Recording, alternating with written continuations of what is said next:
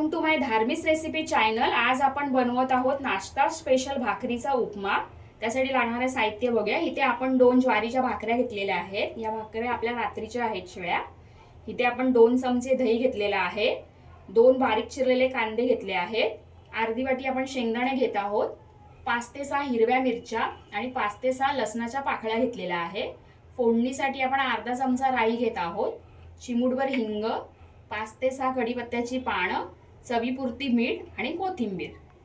इथे आपण पॅन तापत ठेवलेला आहे। आपण 1 चमचा तेल घेत आहोत। या 1 चमचा तेलामध्ये आपण शेंगदाणे भाजून घेऊया आणि ज्या आपल्या 5 ते 7 मिरच्या आहेत त्या सुद्धा आणि लसणाच्या पाकळ्या सुद्धा। हे आपण थोडे शेंगदाणे लालसर होईपर्यंत आपण भाजून घेऊया। शेंगदाणे आपण आणि मिरची पासून आपण परतून घेऊया 5 मिनिटं, शेंगदाणे थोडे लालसर होईपर्यंत। तुम्ही पाहू शकता आपले शेंगदाणे भाजून झालेले आहेत आणि मिरच्या आणि लसूण सुद्धा। आता आपण हे थंड करून घेऊया आणि मिक्सर मध्ये वाटून घेऊया। मिश्रण आपलं थंड झालेलं आहे। आता आपण मिक्सरच्या भांड्यामध्ये काढून घेऊया। आता आपण ह्याला बारीक वाटून घेऊया। तुम्ही पाहू शकता मी बारीक असं मिक्सर मध्ये वाटून घेतलेलं आहे आपले शेंगदाणे, मिरची आणि लसूण। आता आपण हे एका वाटीमध्ये काढून घेऊया।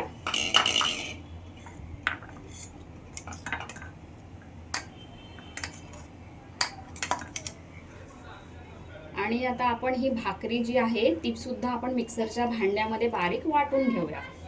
त्या भाकरीचे आपण बारीक तुकडे करून घेऊया। असे आपण बारीक तुकडे करून मिक्सरच्या भांड्यामध्ये वाटून घेऊया।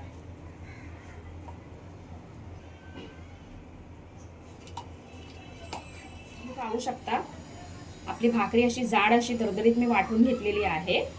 आता ही भाकरी आपण जी वाटलेली ती आपण एका भांड्यात काढून घेऊया आणि ही जी दुसरी भाकरी आहे ती सुद्धा आपण वाटून घेऊया। आपण शेंगदाणे ज्या पॅन मध्ये भाजून घेतलेले आहे त्याच पॅन मध्ये आपण ही भाकरीचा उपमा बनवत आहोत। आपण पॅन तापत ठेवलेला आहे। तर आपण ह्यामध्ये 4 चमचे तेल टाकून घेऊया।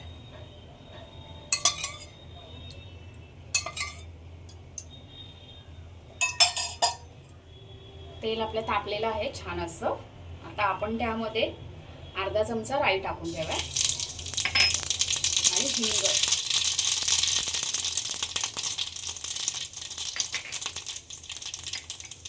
कढीपत्त्याची पानं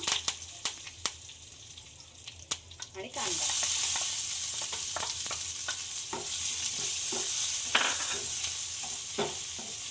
आपण कांदा लालसर होईपर्यंत आपल्याला हा परतून घ्यायचा आहे।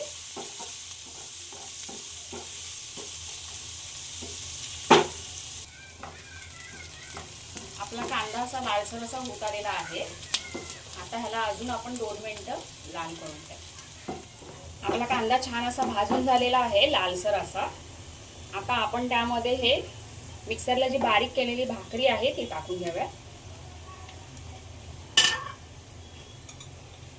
आणि हे शेंगदाणे, लसूण जे आपण मिरची वाटलेलं आहे ते सुद्धा।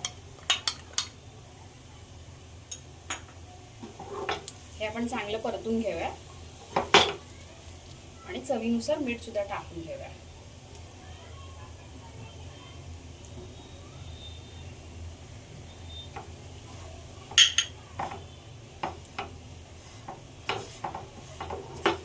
खालीवर परतून घेऊया आपण हे।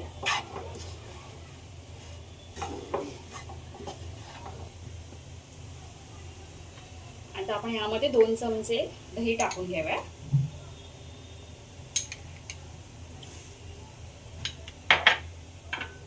आणि आपण चांगला परतून घेऊया।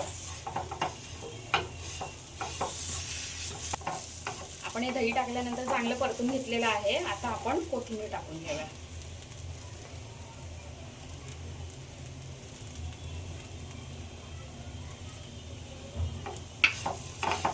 आणि हा आपला भाकरीचा उपमा रेडी आहे। आता हा आपण सर्विंग बाउल मध्ये काढून घेऊया। जरा 2 मिनिटं छान गरम झालेला आहे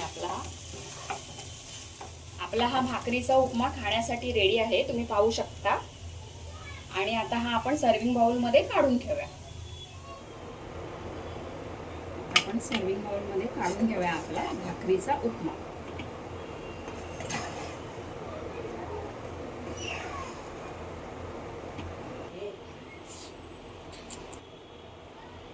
आपला भाकरीचा उपमा गरमागरम रेडी आहे, तुम्ही पाहू शकता.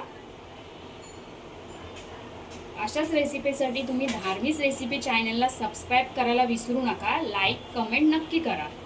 थँक्यू.